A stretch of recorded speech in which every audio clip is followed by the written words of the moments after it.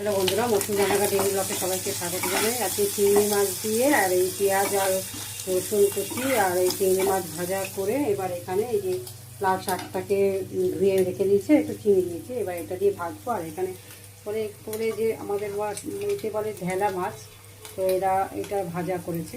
আর এখানে চিকেন জলে ভিজিয়ে রেখেছে, ফ্রিজে ছিল বলে, তো এটা করবো। ব্লগটা দেখতে পাচ্ছি। আজকে দুপুরের খাবার হচ্ছে লাল শাক দিয়ে চিংড়ি মাছ আর মাছ ভাজা আর হচ্ছে চিকেন। ব্লগটা দেখতে থাকুন বন্ধুরা। এখানে ডিম সেদ্ধ করে নিয়েছি, আর এখানে আলু গ্রেট করা, পেঁয়াজ গ্রেট করা, গোলমরিচ, একটু চালের গুঁড়ো আর নুন আর হলুদ সব কিছু দিয়ে এটাকে মেখে এটাকে দিয়ে একটা বড়া তৈরি, মানে চপ তৈরি করবো। দেখতে থাকুন।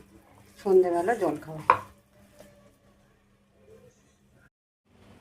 বন্ধুরা, এই যে চপ রেডি, আর এখানে স্যালাড, এখানে সস। ব্লগটা কেমন লাগলো জানাবে, লাইক সাবস্ক্রাইব করবে, সুস্থ থাকবেন, সাবধান থাকবেন।